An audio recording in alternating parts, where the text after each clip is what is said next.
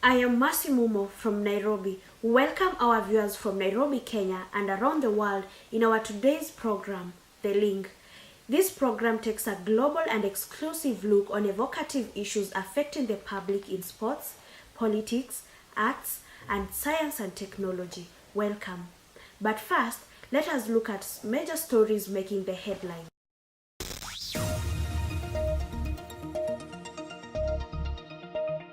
Russia expels 60 US diplomats in a tit-for-tat measures. Russia has expelled 60 US diplomats and closed the St. Petersburg consulate in a tit-for-tat response to US actions over a spy poisoning case in the UK. This comes amid in a row over the nerve agent attack on a former Russian spy and his daughter in southern England. Fox host apologizes for taunting Parkland student David Hogg. A Fox News host has apologized to a student who survived a Florida high school shooting that claimed 17 lives after accusing him of whining. The teenager has been a target of online abuse since the 14th of February shooting in Parklands. Misdiagnosis left my son disabled, says a mother at the city of Manchester. Her mother, whose 4-year-old son nearly died after he was misdiagnosed from Royal Oldham and Northern Manchester General Hospital, has said she has lost all confidence in the hospital and she's planning to take legal measures.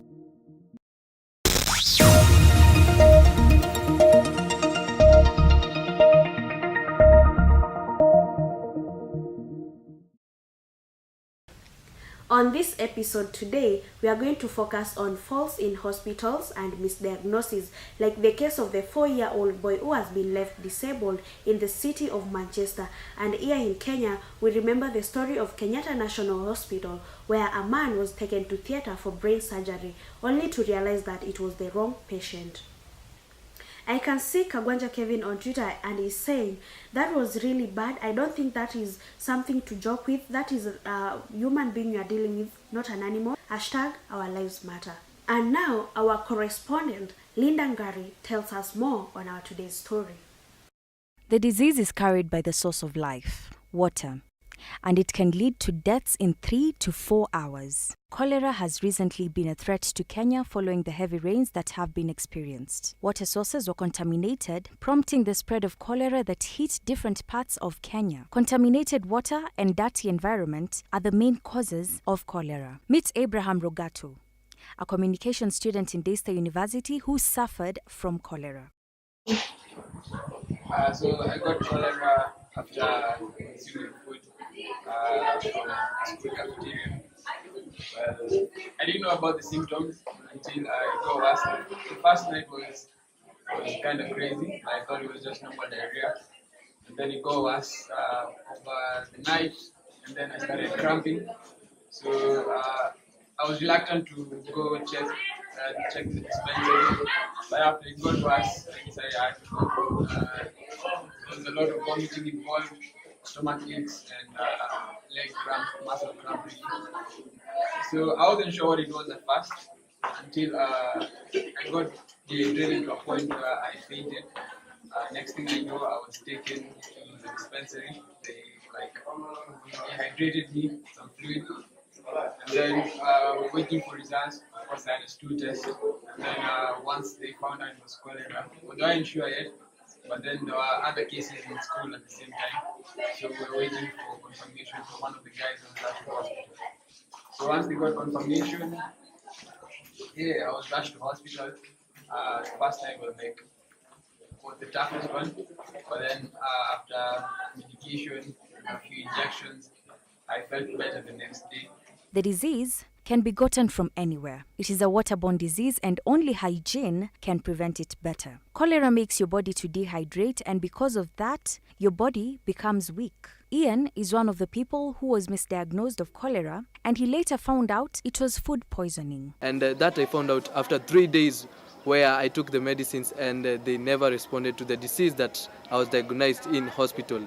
And by the grace of God, nothing happened to me. I had no side effects. But I would like to tell you that I had some issues with that doctor because he diagnosed me of cholera, but I had food poisoning. So I'm urging all the doctors outside there, before you diagnose any person, any individual there, be careful and take caution.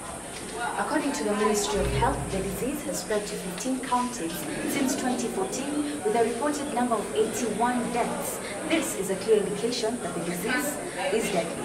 Reporting for the link, my name is Linda Garay. Thank you, Linda, for that amazing feature story. But first, I have some few questions to ask you. The first one is, do you think that some of these doctors are not fully qualified concerning the story of Ian? Well, I don't think it's a question of unqualified doctors, rather what conditions they are meant to work in. I'm talking about underpayments or overworking these doctors, which are the same things that they have to go through. I mean, I remember the hashtag Pay Doctors KE, where there was a lot of complaints about the circumstances under which they have to work in.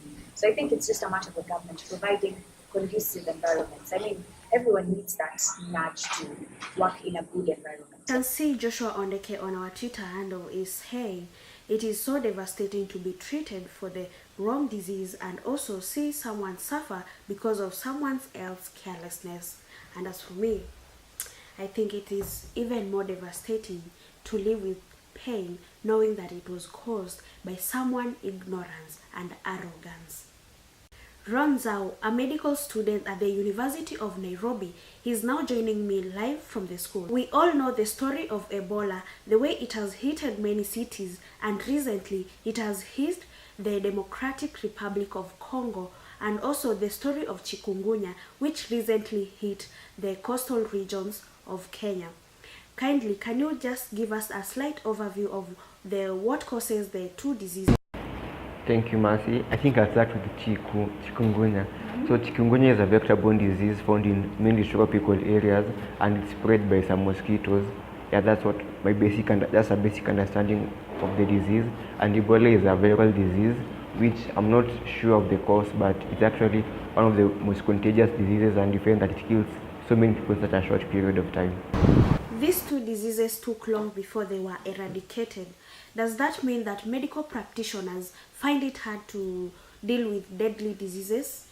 So at times it needs a bit of research, and at times you may be a qualified practitioner, but because of something is actually new to you, you may not be in such a good position to handle the disease.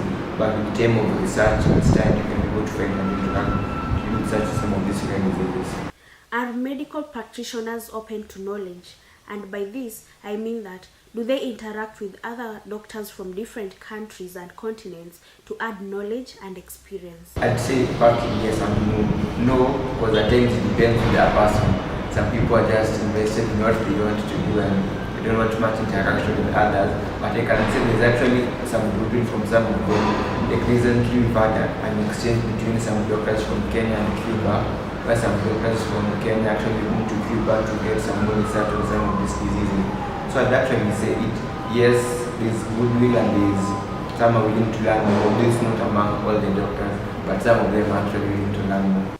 So Ron, what can you tell medics out there who have misdiagnosed patients for the wrong disease? If it's prudent for a doctor to actually be careful in how they do their examination, because some of the diseases are very, similar symptoms.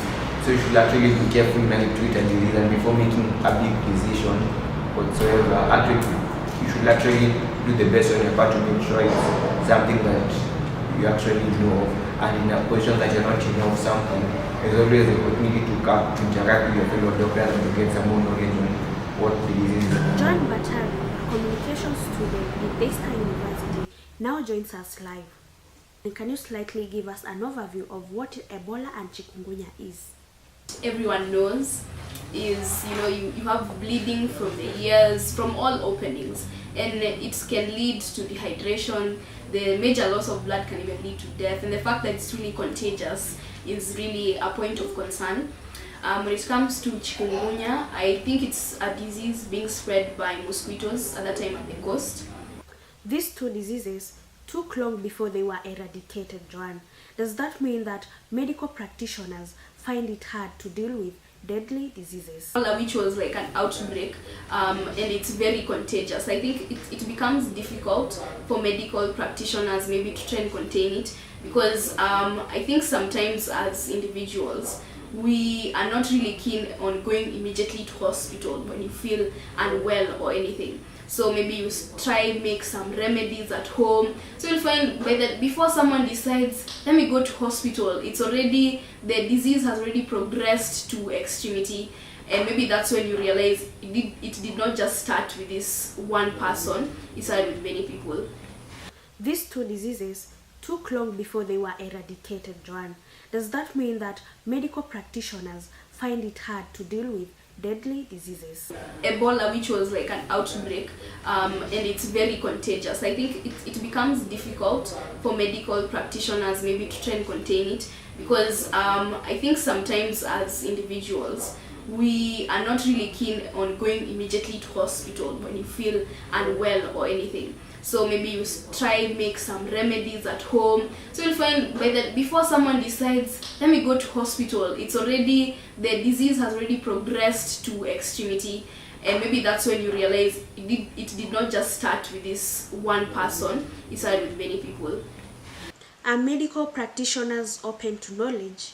And by this, I mean that, do they interact with doctors from different countries and continents to increase their experience and knowledge? Yeah, I think they do, because I assume before, in their studying, they probably have some case studies of someone's case, medical case that happened maybe in another country, or even within the country, but in another area that maybe the medical practitioners have not exposed themselves to. So I think, yeah, they do have the ability to interact with other individuals outside their counties or even countries.